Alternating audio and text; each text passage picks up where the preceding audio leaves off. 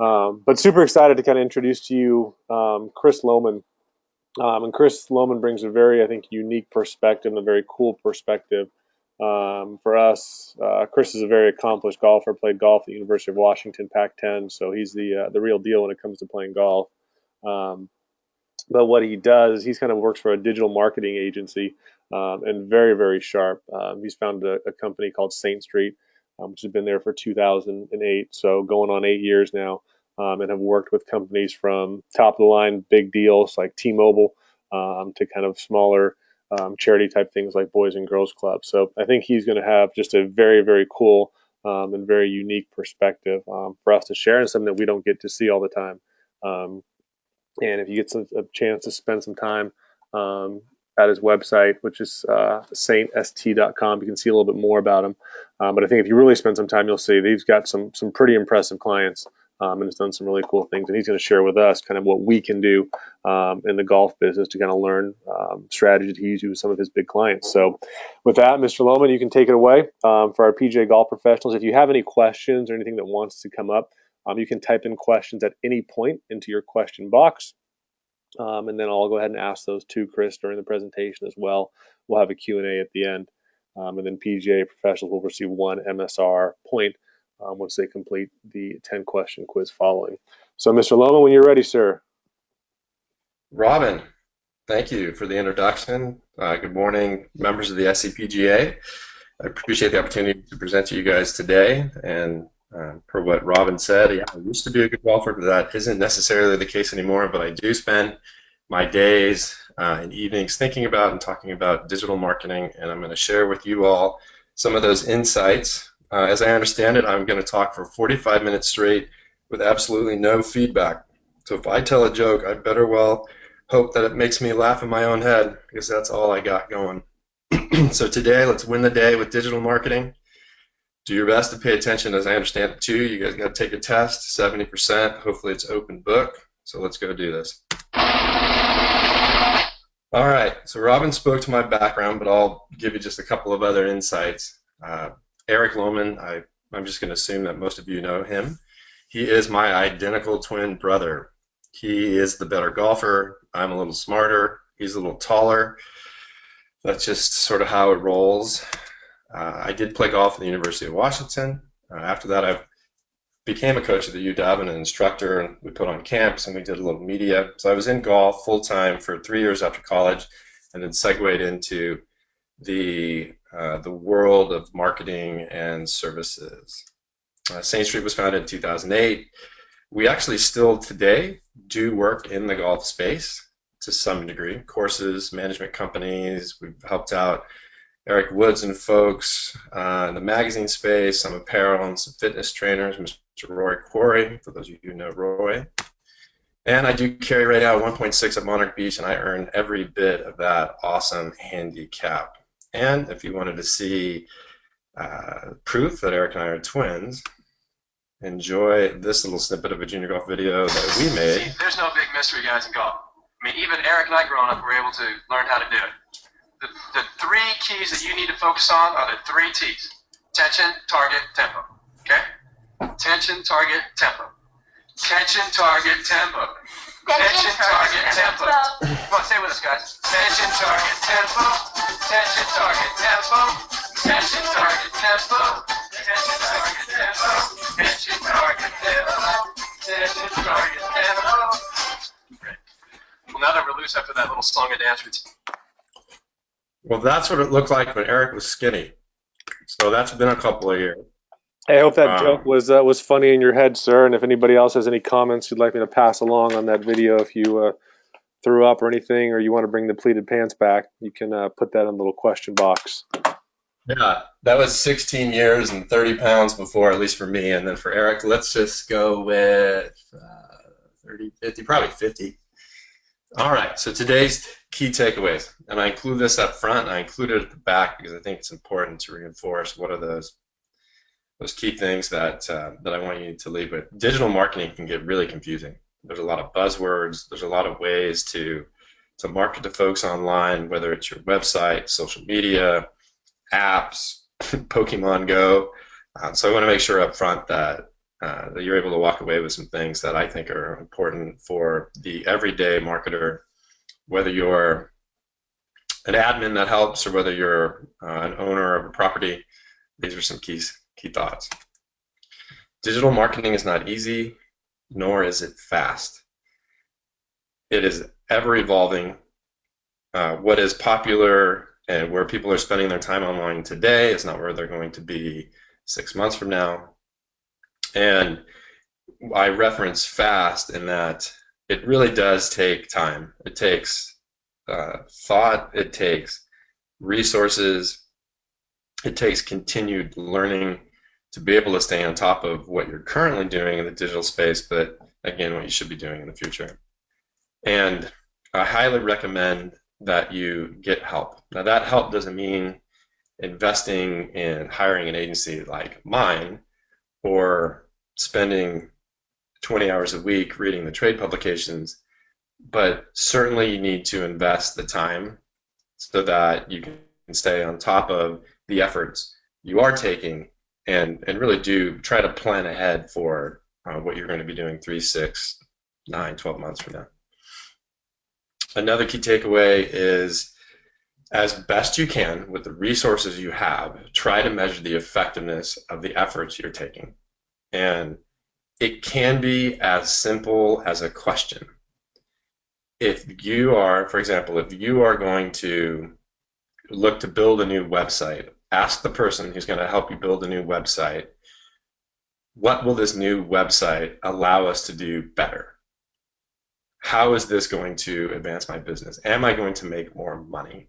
If it's a Facebook promotion you're going to put on, up front, determine what are those key KPIs, key performance indicators that you're going to measure them, but ask the question in advance. How am I going to determine if this is successful? And then analyze those efforts. Don't just do the work without taking a step back and determining whether or not that work was successful. All right, next, market to your customers, not to the masses.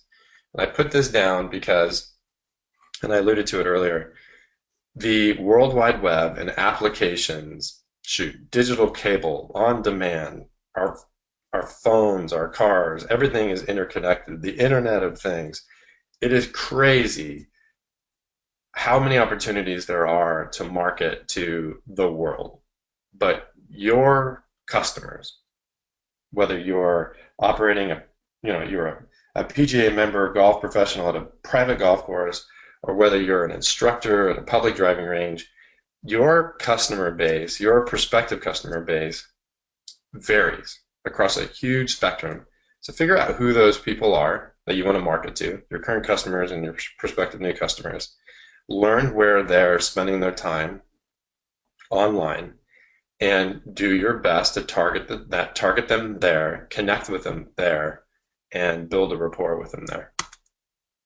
Common sense should lead the way. So I point out John Daly, even though he's probably supporting a wonderful cause. I don't know if pink from toe to probably his hair would have been the best path to take, but when embarking on your social media efforts or your digital efforts, your gut's probably going to be right 80–90% of the time. Should you do this? Should you spend this? Should you measure it this way? Should this person be doing it? Is this right for my brand? Common sense should lead the way. Again, Daly's got some problems. All right, we're going to start out with a little fun video that my team did for Eric in Monarch Beach, just to set the tone. The key takeaway here is a couple things. One, if you're going to create some media for digital marketing, do the best you can. And secondly, make sure that what you produce is in line with the brand that you're trying to portray, but also don't take yourself too seriously.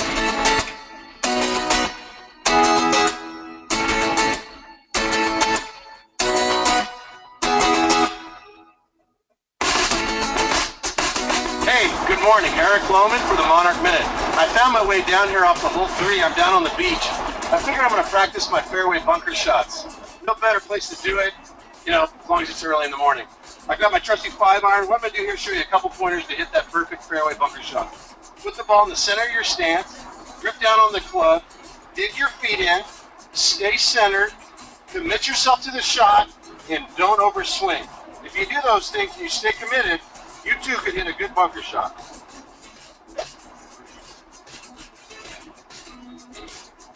Look out, Moby Dick. Have a great day at Monarch Beach.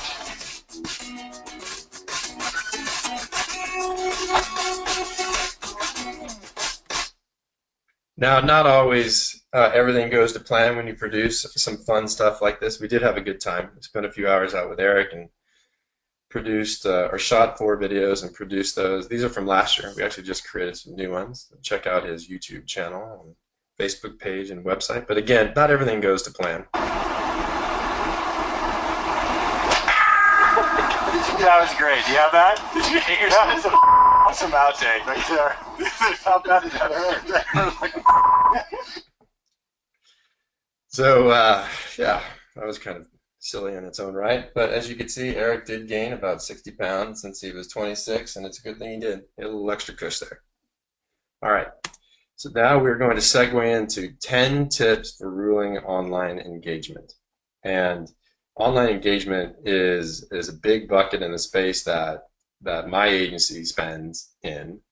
Oftentimes we talk to clients about their online engagement, and the word engagement is really reinforced because it harkens back to the point I made earlier. If you're going to take effort, target the correct audience and try to generate the deepest level of engagement that will drive revenue, sales, traffic, buzz. Engagement is key. All right, so lesson number 1, dive in. I'm not going to read this straight through, but we'll make this available to you after this presentation. But dive in. And really what I'm trying to communicate here is the importance that if you're going to be taking the effort to invest in digital marketing, be particular with what you do, but do it well. It's kind of like taking a 3-iron off the tee on a 400-yard par 4. That's kind of clubbing back a little bit to try to hit the fairway, but be aggressive with that swing. Don't just baby that thing up there 195 up the right side with a little fade. I mean, get into it, get 225, get that ball rolling, dive in. And I think that there's a lot that goes into this thinking too.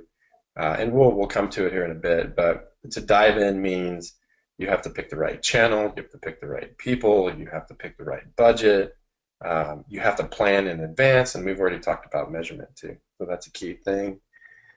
And to the point of Eric's videos, the first video that we saw earlier, it wasn't a huge investment of money for Eric.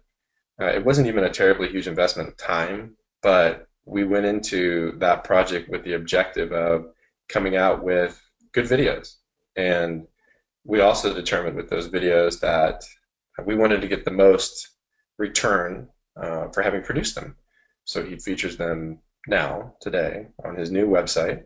He features them on YouTube. We cut up smaller clips of those videos and we posted them to Instagram. We featured the whole videos on Facebook.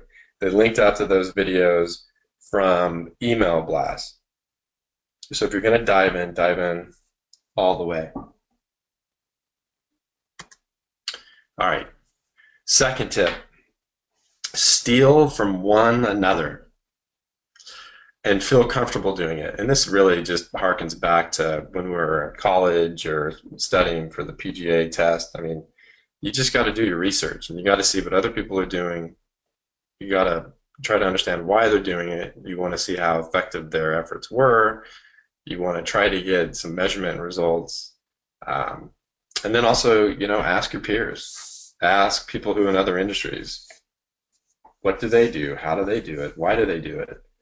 But definitely invest the time in some competitor analysis and audits. And I know time is money, but this is a great way at least to kickstart your digital efforts, one, or to advance your digital efforts. Maybe it's promotion time and you're trying to figure out, well, do I offer this discount? Do I give away this? What do I name it? How do I, engage my fans on Facebook or the membership at my country club.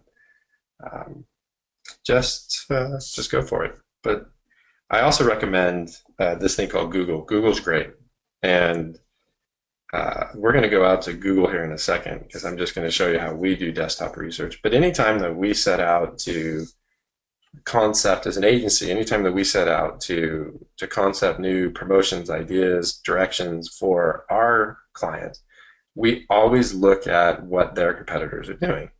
And Google is awesome because you have direct access to your competitors, all their digital efforts, all their social channels, and then you have all these media outlets that are going to report on good promotions, bad promotions.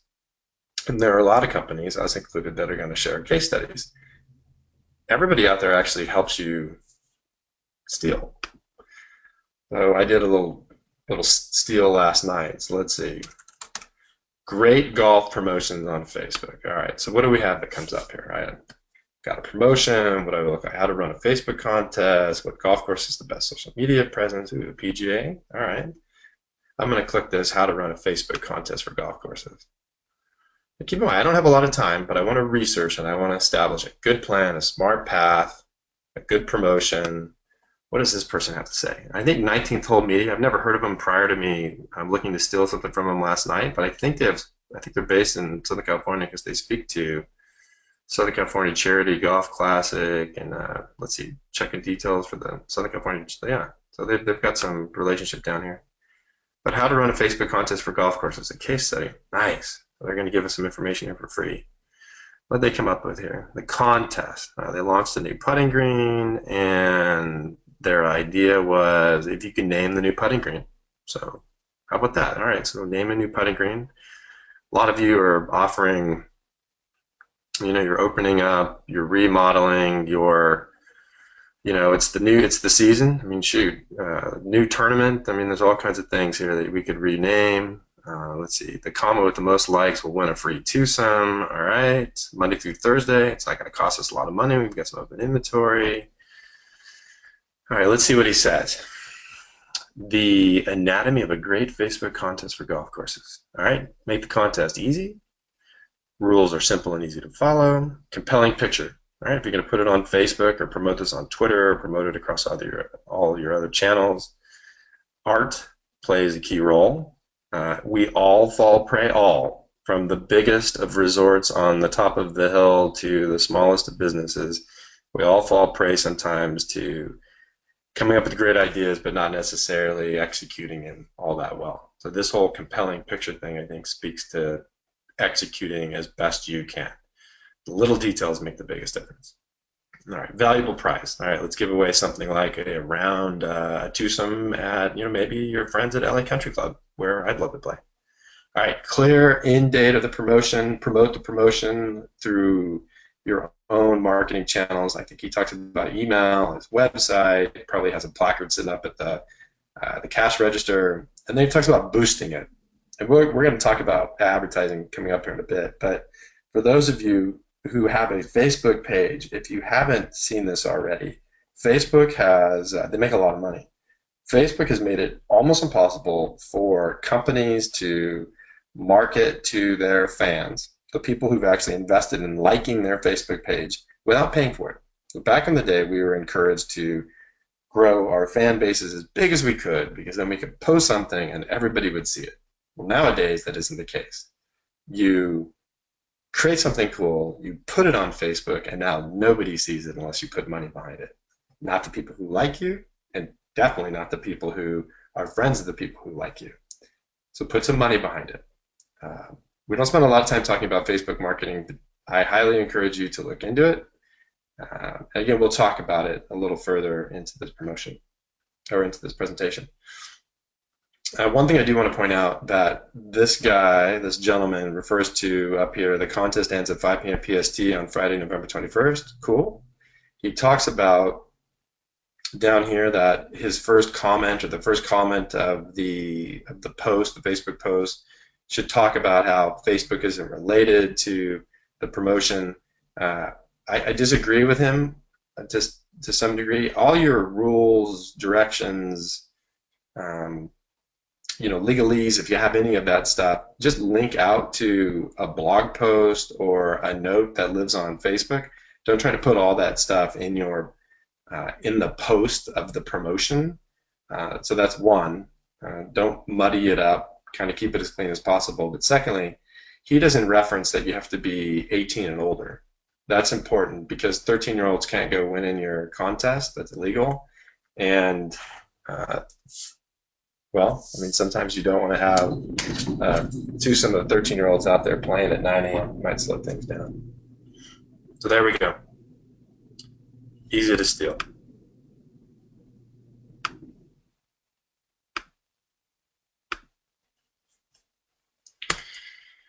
Make mistakes.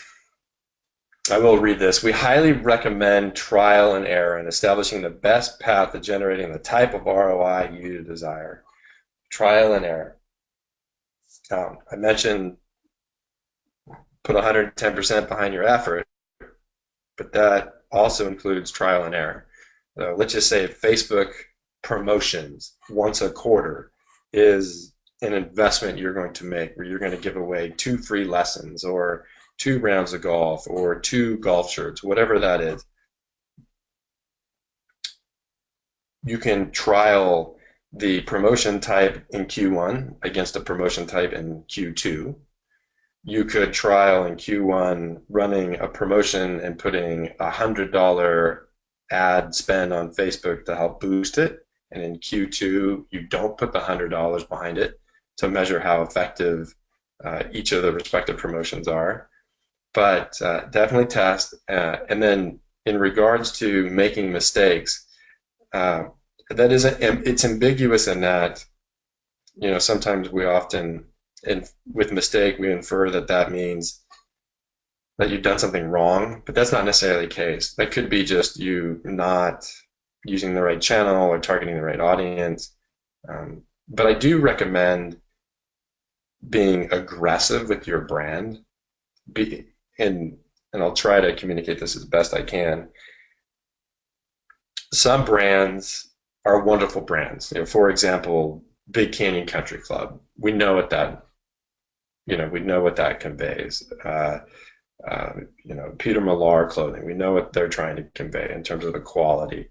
And then you've got, maybe a public driving range that, well, how about Topgolf, right? So Topgolf, we have a clear understanding, I think, that Topgolf's all about fun and beer and, it's golf plus bowling and, it's not bowling, but it reminds me of midnight bowling. But so you have these brands. You have a starch brand, and then you have like a wild and crazy brand.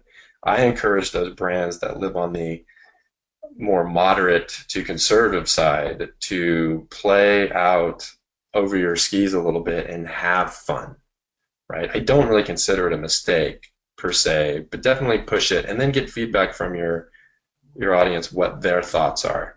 The more exciting things are, the more fun things are, the more humorous things are, the more salacious things are, the greater likelihood you're going to get people talking about it, engaging with it, and you'll be surprised. I think people are going to be comfortable spending that time with you doing those things, and hopefully aren't going to be too static in their way about going things.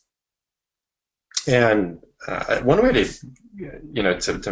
to trial opportunities or to kind of push your brand is to partner with companies that already have an edgier brand. So maybe you're a more conservative golf property and you have a relationship with Stance or Electric, or there are a lot of actually online kind of Instagram personalities and sites nowadays, like Women with Drive, that are a little bit on the edgier side. So Women with Drive, if you haven't looked at that, Google that, go on Instagram and find them.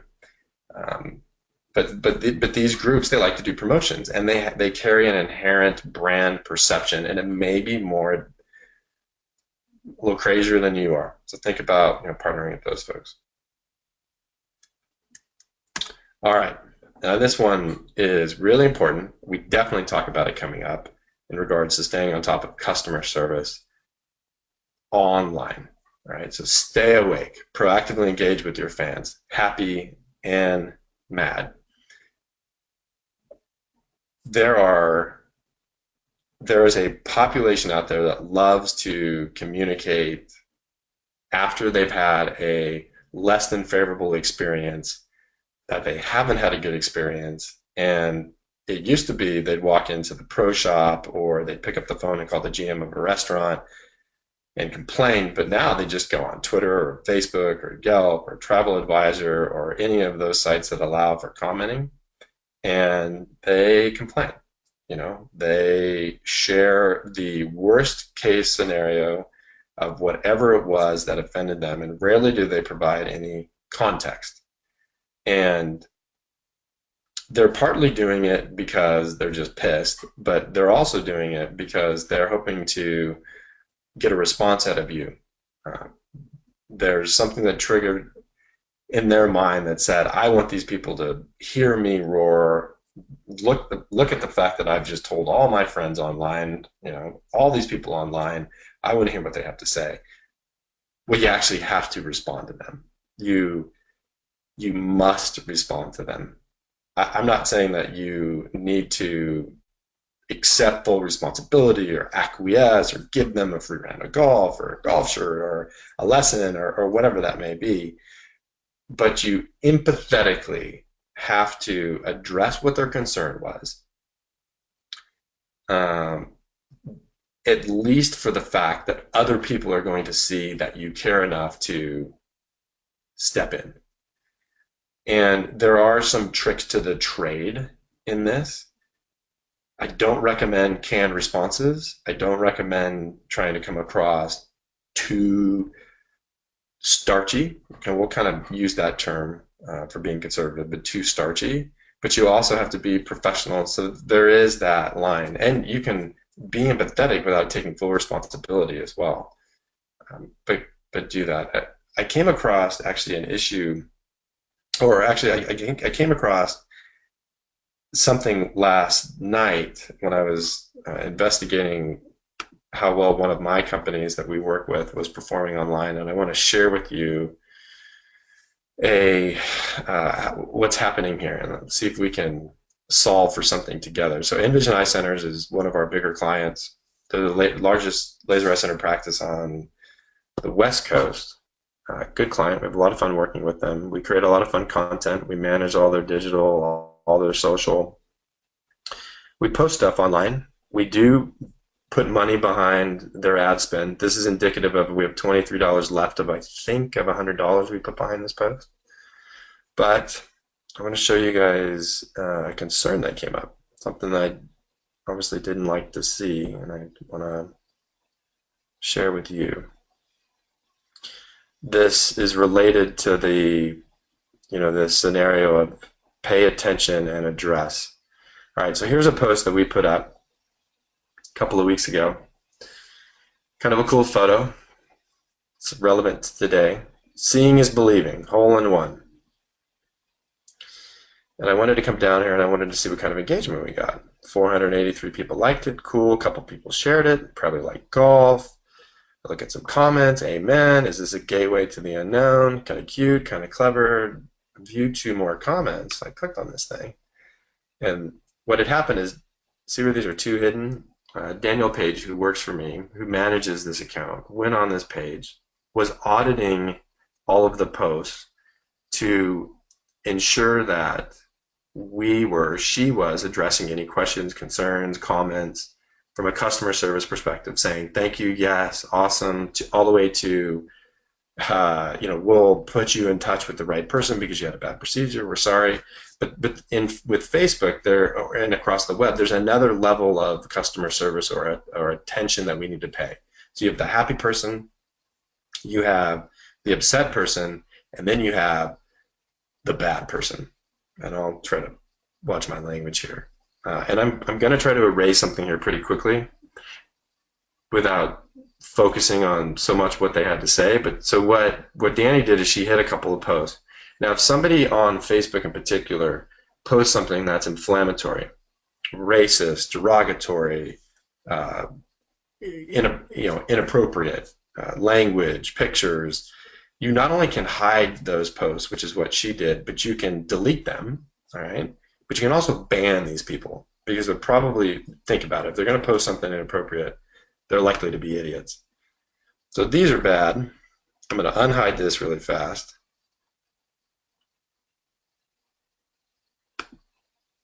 I rehide it, and now I'm going to ban this person. This person no longer can post anything to Facebook. This person no longer lives in the eyes of Envision, and we're going to ensure that this person never comes back and posts something inappropriate again. So you can do that. Now this person is just being a little silly, so we're not, that concerned with it, but we want to hide it because it's a bit inappropriate. It makes me laugh, but not everybody out there.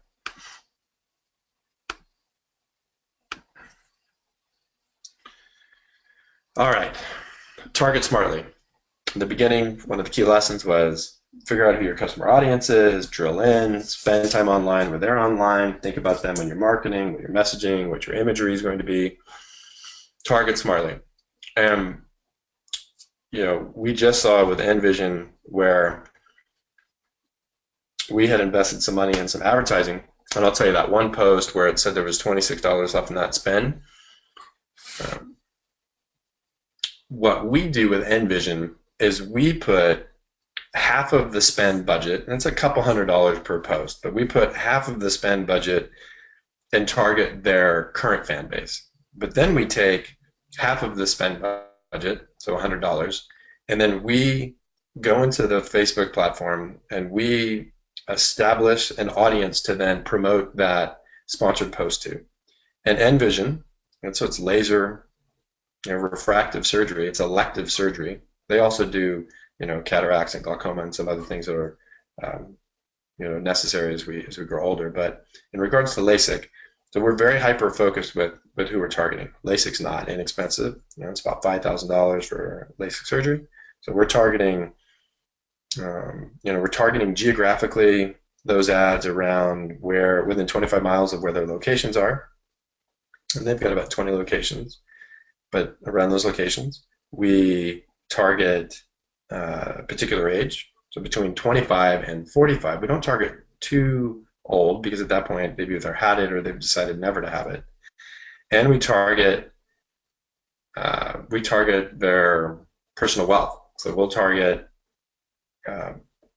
people on Facebook that meet the first two criteria, but that make more than $100,000 a year. You can also go in and you can target based on what their net worth, their personal net worth is. But we're specific with how we target. And one more point here with this theme, so target smartly. And earlier I alluded to it. There's an overabundance of social channels. Snapchat. Does the Pelican Hill Resort or a golf instructor who's on the range at Oak Creek need to be on Snapchat? No. Emphatically, no. But there are some channels that you need to be on, and we'll talk about that in a sec. Keep calm. This is in line with the whole customer service. How do you address issues? What do you say to people who gripe about you on Yelp? I actually, in doing some research for this presentation, looked at a lot of different website Yelp accounts, and I was a little surprised to see, well, a couple things. One, there's a lot of issues, comments that weren't being addressed. Okay, so we've already touched on how that's not good. But there were some properties that took a tone that was inflammatory. Like, how dare you say something negative about me? Our greens are perfect, and play is always 4 hours, and you must have had your group must have just played slow. Keep up a 4-hour pace, and you'll enjoy your time better on the golf course. When you are responding with these folks, maintain a level of decorum. Take a step back, and when you respond, you should be personal, one-to-one, not canned, too starchy, but definitely don't inflame the stuff. That's kind of marketing 101. Don't do that. I'm going to give you an example of where a massive company decided to not follow best practices, and I think we've all heard of Southwest Airlines. The guy who's blowing up his face, his name is Kevin Smith, and he is he's a writer, director, actor. For those of you who don't know who he is, he's the guy behind Clerks and Jay and Silent Bob Strikes Back, and he still makes some TV shows and some kind of B-level movies. But this issue that I'm going to highlight happened in about 2010, and at that time he was a little bit more popular, more mainstream. But what happened was he was on a Southwest Air flight, and he's a big guy, and Southwest more or less invited him off of his flight because he was too big to sit in his chair because he was infringing on the person sitting next to him. And the way that he was talked to upset him, because I think we may all be upset if an incident like that were to happen. And what's a little sad and scary here is that, and I do want to drive this point home to you, that Southwest Air said, hey, you have to go buy a second ticket. He could afford a second ticket. It was how they went about saying it to him upset him. And what's scary is Kevin Smith at the time had 1.6 million followers on Twitter. So when he tweets out something, not 1.6 million people see it, but let's just assume that there's a smaller percentage of his fans that do see it. So 200,000, 300,000, 400,000 people, as soon as he got kicked off that plane, were informed that he got kicked off that plane. And then when Southwest Airlines started dialoguing with them, he started commenting back to Southwest Airlines, and then he started sharing all this stuff in a very public forum because Southwest Airlines and Kevin Smith went back and forth on Twitter, and Twitter had over 1 million followers and Southwest Airlines had over 1 million followers on Twitter.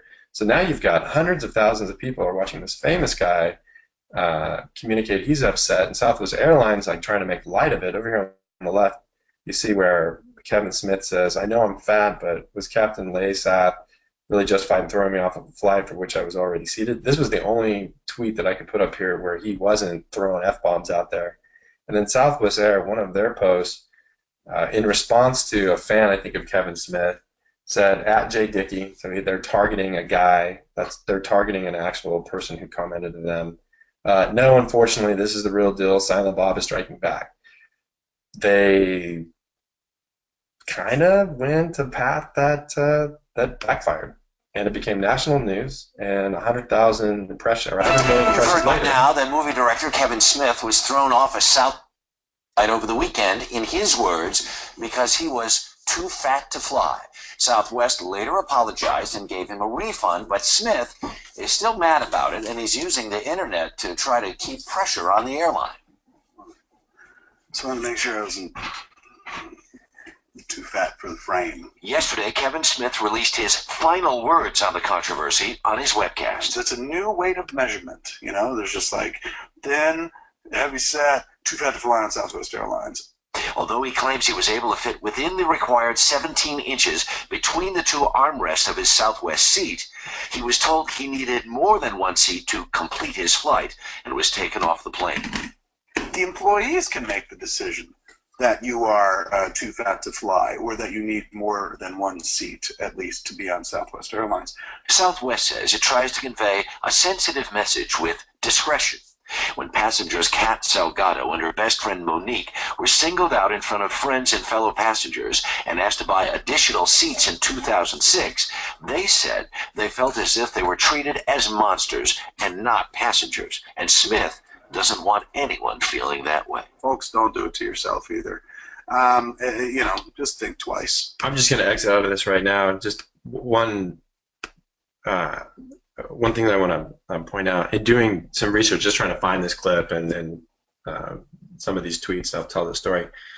I found actually that in May of this year, so this incident happened in 2010, but in May of this year, because of some delays with Delta, he was forced to fly Southwest Airlines to one of those Comic-Con type events that was in Philadelphia, and when he did, he tweeted, hey, I'm coming back Southwest Air, here I am. And he also posted now, Instagram now is a popular channel where you can post media and you'll have followers and such. So in May, he goes back on Southwest Airlines and he recreated this image, and I don't have any highlights of it, but he actually opened back up this can of worms, and it created a new news story. And now he's got 3 or 4 million fans on or followers on on Twitter, and more than 1 million followers on Instagram. So something that happened in 2010 that blew up in Southwest Airlines' face, 6 years later came back. I guess the point of this is you don't know who you're going to provide bad customer service to. The kid that you provide bad customer service to's parents may be famous or could cause some sort of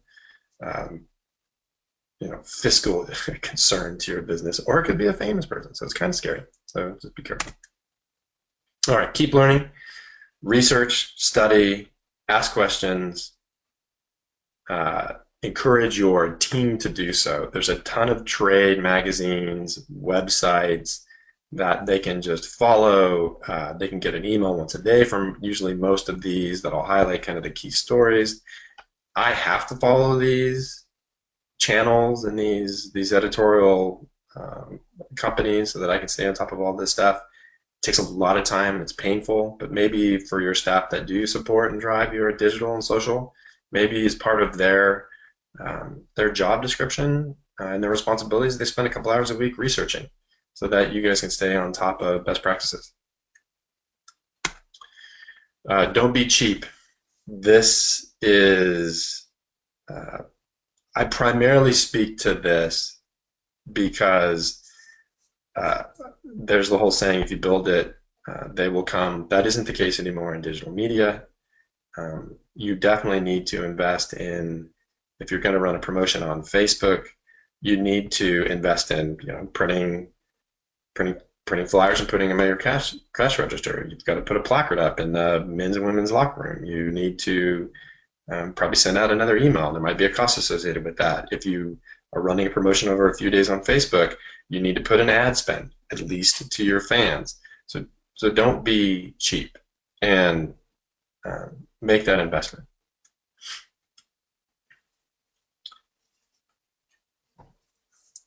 Use grownups. This is in reference to,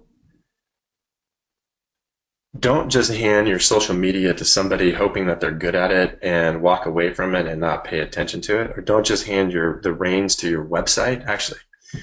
So social media, website, email, the placard that goes up in the women's locker room.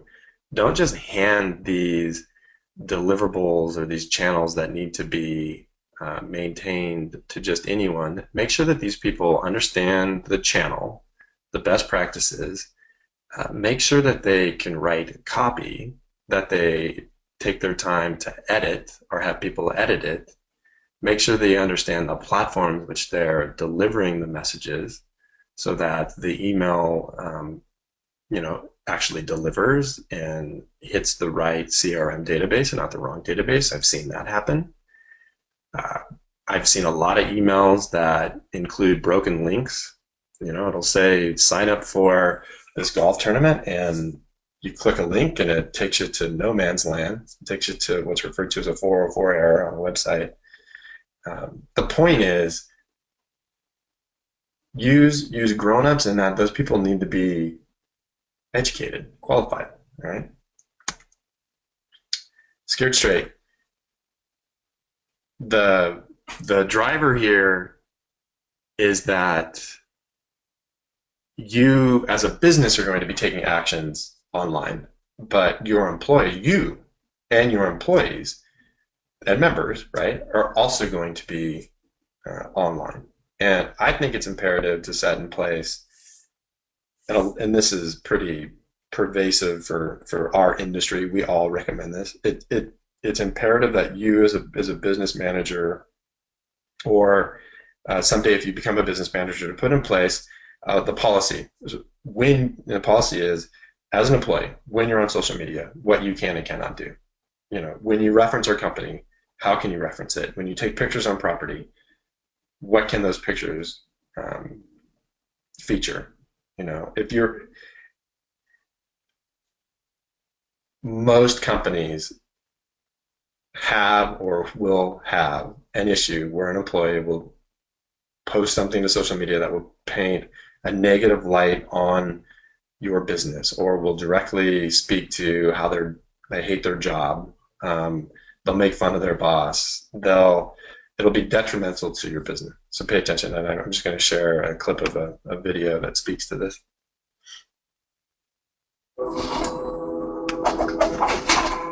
You would think that in a time of such public accessibility, people would think twice about what they post in their social media accounts. But senseless humans never fail to amaze. The next time you wish you didn't have to go into the job that pays your bills, be careful for what you wish for. And for the love of God, don't post it on social media. Here are 10 insane social media posts that got people fired. Crunk Bear Teacher.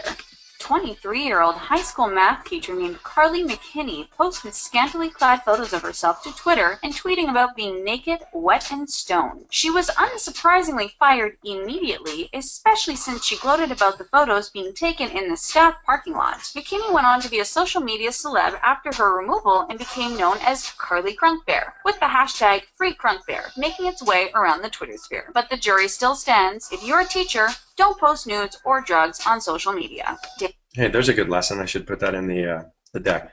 That video actually goes on to show more of those anecdotes.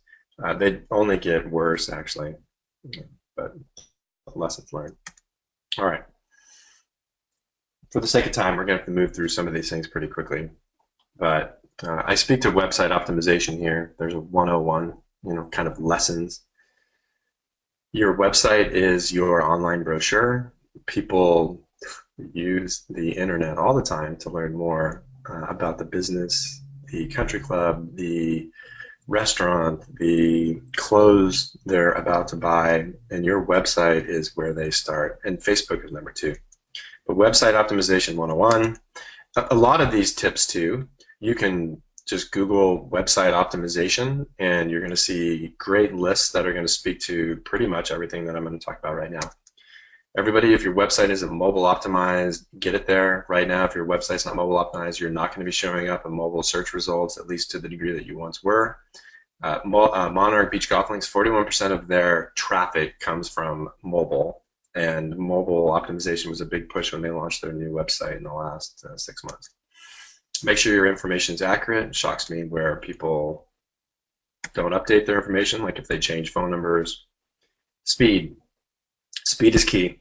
There's ways to test the speed of your website. Google how to do that. Make sure your website is fast, especially if there's transactions that take place on your website, including if people are booking tee times and they're using third-party applications that you're pulling in via what's referred to as an iframe. So don't only just monitor the speed of your site, monitor the speed of their platform. Test it a bunch of times, because if it lags or if it times out, you're going to miss out on sales. Easy to navigate and attractive. It's underlined because I was going to show you a website that is easy to navigate and attractive, but Topgolf on the right has a good website. Highly recommend just visiting that if you want to see how that's laid out. Contact info front and center. Don't make it hard to find that stuff. Bottom footer is a good place for it. Fix broken links. I'm going to pick on my brother's website actually at Monarch Beach. I was just clicking through some things the other day. They had kind of mid-page, they had a banner that spoke to instruction. I clicked it. It actually took you to an old page that was a functioning page, but they've subsequently created a new instruction page. But there you go. Somebody clicked instruction, took you to nowhere. Google Analytics and Webmaster Tools. We could spend about 7 days talking about this. This speaks to measurement. Make sure your website has Google Analytics. Make sure you have access to Webmaster Tools via Google Analytics. Somebody on your team needs to be looking at where your traffic's coming from and what they're doing on your website. Sitemap, XML. You have to have a sitemap on your site so Google can crawl it and feature you in search results. Smart metadata on every page. I'll show you this in a second. And always keep search engine optimization, SEO in mind. So search engine optimization is a catch-all phrase where you try to do things on your website so that you present organically in the top position, which is the free position in search results. And I wanted to point out Topgolf metadata. Topgolf, the ultimate golf games, food, and fun. This was actually written into what's referred to as the metadata on their website. Also, Topgolf is the premier entertainment and event venue with fun point scoring golf games for all skill levels, upscale bar, food and drinks, great music, and more. Google knows what to present, why to present it, where to present it. So Fun Golf in Las Vegas, Topgolf Las Vegas at MGM Grand Hotel and Casino. There is probably more than 50% of websites out there don't have smart metadata, and write that down. Metadata, smart metadata equals SEO benefit. Did a couple of searches here locally. Public golf courses in Orange County, Arroyo, Costa del Sol, Monarch Beach. Good job, guys. That's where you showed up in what's referred to as the Google My Business, Google Maps Snack Pack. Finish in the top 3. If you don't finish in the top 3, people got to click this. People don't like clicking that. Top golf instructors in Orange County. Mark Reed here in position 3. I remember meeting him when actually Eric was the director of golf at Oak Creek, and Mark was big time into SEO, and that is proving through right here. He's got some good placement. Google My Business. So here's Google My Business, and here's Yelp optimization. Both of these are related to one another in that make sure you claim your accounts, make sure you update the information that's on those accounts, and it's accurate and it's explicitly filled out. Make sure your images are high res, address all reviews and issues, and if you have a problem with Google or you have a problem with Yelp, you can contact those people. They will actually help you. Yelp in particular, because they want you to spend money. I want to point out this scenario that plays out here on the right. Here is a local golf property, and I've ghosted out or redacted, I guess, any reference to who they are because I don't want to pick on anybody other than my brother. And what I want to point out here is that there was a recent review where they jumped in and said, hey, thanks for saying awesome things. But there was also a recent review where somebody had something negative to say and they didn't jump in and comment on it. And that's illogical. If anything, that's backwards. If you want to see a really good, well-constructed Yelp profile, Park Hyatt Aviara Resort has one. I actually just recently stayed there. It's a nice spot. But you'll see up here in the top left, accurate information. Second, they've got a call to action button, which is really imperative. People like to click buttons. Lots of good-looking photos. All of their about information is fully fleshed out. And an example of that being fleshed out is over here to the right. The main reason why you want to put all this information in here on the right is because then Yelp will index that information. Google will index that information. So when somebody's searching for resorts in Carlsbad on Yelp, you're more likely to show up if you don't pay for advertising, even if you don't.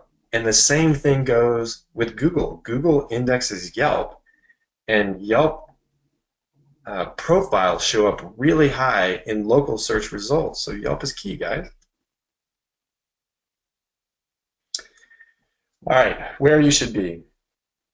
This harkens back to the earlier when we talked about where you should invest your time, what you should test. This is a best case scenario. Private courses, public courses, instructor. I just kind of picked 3 categories. These are some recommendations. Down below, the V is an icon for Vine, Pokemon Go, kind of silly, Pinterest, Snapchat, Periscope. Don't concern yourself right now with those. They're not terribly relevant to your sector. Pinterest is, if somebody's on here that has a fashion or a food brand and they want to promote that, that's a good channel for that.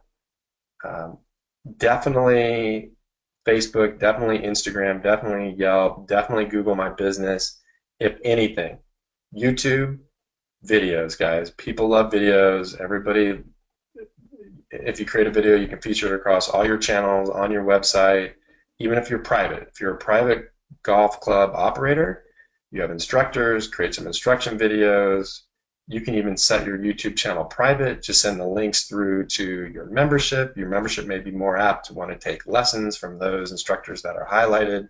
You can also show behind the scenes videos of some of your special events. a video of the New Year's Eve party might entice somebody who didn't attend this year to want to attend next year. See what I got here. Some funny videos or something. Oh, this is a great Instagram video. This is crazy. Open up the champagne. It's my house. Come on, turn it up. Give a knock on the door in the night. I definitely don't got that game.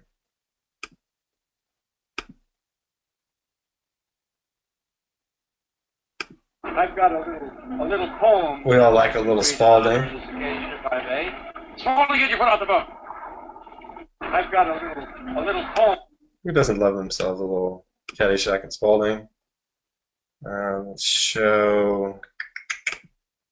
There's another little short video that we did with Monarch, but this time we did it with Sean Lanier. Beach Golf Links. Hi, I'm Sean Lanier from Monarch Beach Golf Links. I've got a perfect scenario for a lob shot. I'm going to open the face at setup. I'm going to move the ball a little forward in my stance and keep the face open through the hip. That was perfect. Hi, I'm Sean Landy from Monarch Beach Golf. To get Sean Landy to say that was perfect took about 20 takes, but in all reality, that was a small investment for a great little clip that they now can use for as long as Sean is a professional at Monarch Beach. And it expresses this is a fun place. It shows off the golf course. It's a nice thing.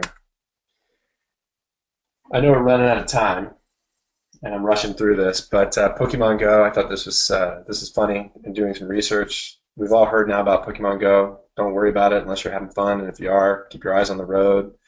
Tell your kids to pay attention so they don't walk into oncoming traffic. But Pokemon Go actually was pretty pervasive, I guess, at the Open. All right, today's key takeaways. Again, you're getting tested. Digital marketing is not easy or fast. Get help and invest the time. Measure and analyze your efforts. Market to your customers, not to my customers. To your customers, not to the masses. Common sense should lead the way. Always common sense should lead the way, but have some fun with it. Remember, if you're a starchier brand, push it a little bit. Thanks, everybody. Robin, you still with me? Yes, sir. Just had to do it. Unmute real quick. I had a couple questions come in here at the last minute. If you do have any questions, please type them into the question box. But I think we have time for probably about two. Question number one is, hey, you spent a lot of time talking about how to respond to bad posts. Is it really worth the time, energy, and effort, and is it just a necessary evil of today's world? I talked to actually Jackie Kazarian at Monarch Beach specifically about this yesterday. Yes, it's imperative you do it. It's not an evil, because there are people like me. My family, we were just down at Aviara. We wanted to go to dinner off property because it's super expensive at Aviara. So we Yelped restaurants nearby, and I pulled it up on my app on my phone, and I scrolled through the reviews. I looked at the pictures. I saw where there was a bad review. I wanted to see if the business replied. They did. I personally will not go to or work with a business that doesn't do it. So on a professional level and a personal level, I have a mindset of I think that companies need to be attentive, and I think it could save the day, because if some idiot out there is posting something that's totally irrelevant, and you go in and you actually comment on it, and you can paint a positive picture about yourself, you can turn a negative review into a positive review. So yeah, I do think it's imperative, and it's not it is evil, but it's something you got to do. We probably got time for two more quick questions, so if you have a question, please type it in quickly here. One question, you said you mentioned trade publications. What do you recommend people like us read to be thinking about where we should be at? It depends on your industry, right? I mean, that has one key factor there. But if for the social digital space, Mashable, so Mash, ABLE, TechCrunch, The Next Web, I think those are good. You've got like your Advertising Age, your Advertising Digital, and then just Google. I mean, you can Google stuff and you'll come across some pubs that strike a chord with you. Cool. And then final question here. Let's see here. How do we? If you had to use your crystal ball, which social media platforms do you think will be very big a year from now? Snapchat, Instagram, they're not going away anytime soon. Facebook's not going away anytime soon. I don't think there's going to be anything bigger than that that's going to come up, or at least that's in the queue.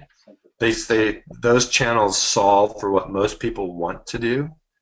And there's so much money and investment behind them. There will be some channels that will pop up, and there's going to be 3, 4, 5, 10 million people that are going to put them on their phones and will play with them. But I mean, the big boys have hundreds of millions of people use on a daily basis. All right, awesome. Everybody, thank you very much for attending. That kind of wraps us up for time here. I will send out this afternoon the information for the quiz, as well as Chris Lohman's contact information if you want to reach out to him. So, Chris, thank you very much. Tons of great information. And for those that attended, thank you for being a part of the webinar. Thanks, guys. Appreciate it.